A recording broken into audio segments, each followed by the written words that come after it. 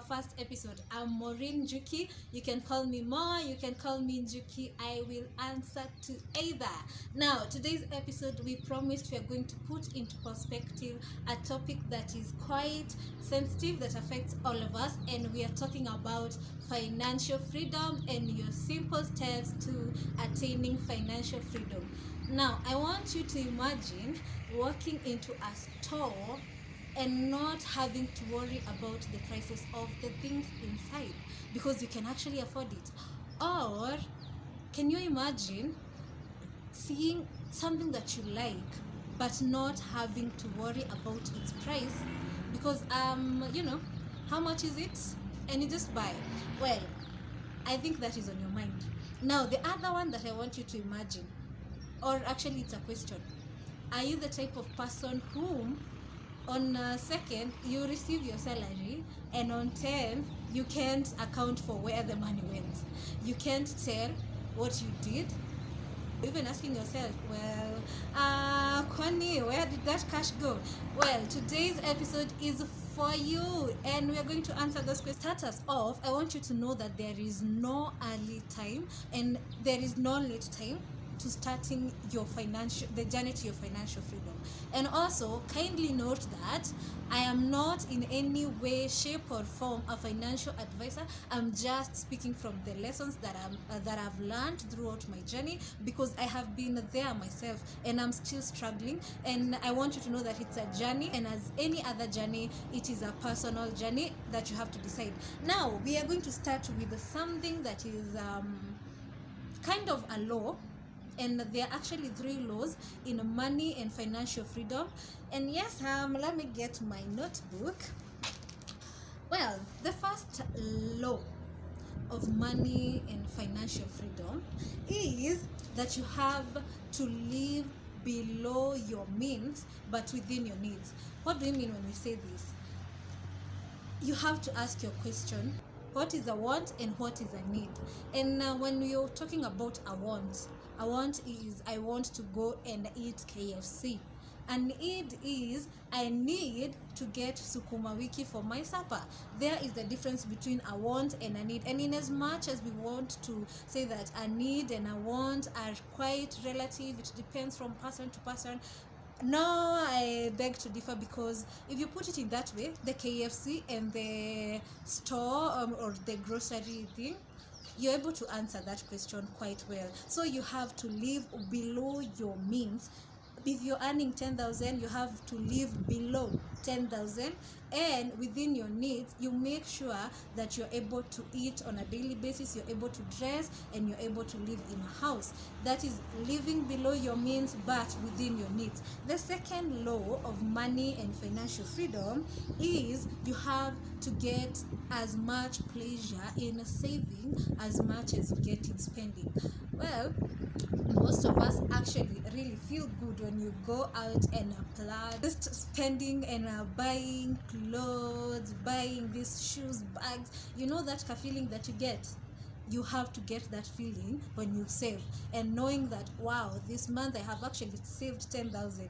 We should actually normalize feeling that pleasure when we save as much as we do when we spend. And the third law of money management is that money has no power of itself. Before we continue, please kindly like, share, subscribe so that you can go on to the next point. Have you done that? Now, the next point, the next law: money has no power of its own. The power is in what you decide to do with it. If, for example, I drop a note, a 1,000 note right here, it cannot tell me, hey, pick me up, hey, go and buy this.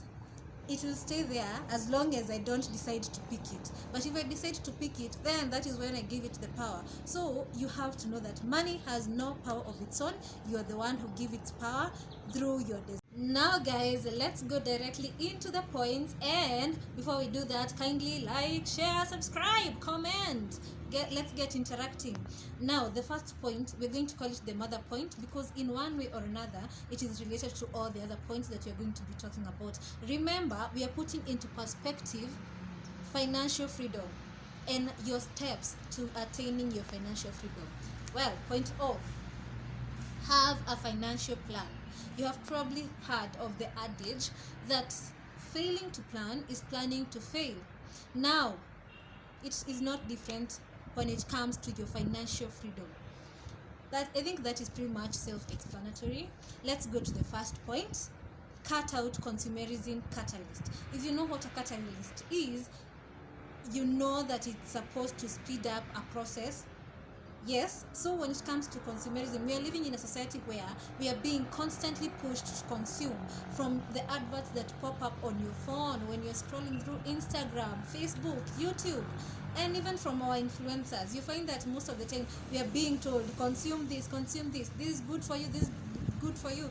You have to be the guard of your mind and whatever you allow into your life. So because when you consume everything, you're going to end up buying everything, even things that you don't need. The second point, avoid debts. By all means, I'm going to tell you, avoid debts. And I want you to know that when you owe someone, you're like a slave to them, because they can meet you on the way and take away your phone and you can't tell them nothing because you owe them. And when you are a borrower, you are always a slave to the lender. Avoid debts by all possible means, and especially debt from organizations like these financial lenders, from the banks to these soft loans lenders. Instead, take loans from friends, relatives. If it's possible, you can talk to your friend. Lend me this, I'll give you by the end of this. And remember to pay up your debts. Have a plan. When you take up a debt, have a plan on how you're going to repay it. And avoid taking debts for luxuries. Only take debts when you're buying an asset, when it's something that is going to help you in paying back the debt that you used to take it up. The third point, always pay your debt, and we have said that. I think I've mentioned that. Have a plan to pay back your debts. And there is something that I learned recently on the avalanche and the snowball methods of paying up your debts. And for me, I prefer, if you want, you can go and learn more about them. For me, I prefer the snowball way of paying up debts, where you start with the small debts and go increasingly when paying the other debts. But also there is because when you pay up the small debts, you kind of gain momentum and you know that, wow, I can do this, because that is how the human mind behaves. When you tackle a small obstacle, you know that you can be able to tackle even bigger obstacles. And also, I would recommend that you pay the high interest rates loans first, or debts, because when you pay up if you pay up the low rates, the low rate debt, the bigger ones will be growing, the higher rates will be growing, and you end up paying a bigger amount of money that you could have avoided by paying the loans sooner. So start with the high interest rates debts first, then you can go and pay the low rates later. Then always have and stick to a budget and our plans, but it takes a lot of discipline. Nothing in life is easy, and even financial freedom is not. You have to make compromises and sacrifices by sticking to your budget. It takes discipline, and it's only something, it's like a muscle. The more you flex it, the more it becomes stronger. Yeah, so have a budget and stick to it. The fifth point, make it a habit to look at your financial status. What do I mean by this? Make it a habit to see how much do I have in my accounts. Make it a habit to know how much money do I owe someone, or the bank, or whoever you owe money to.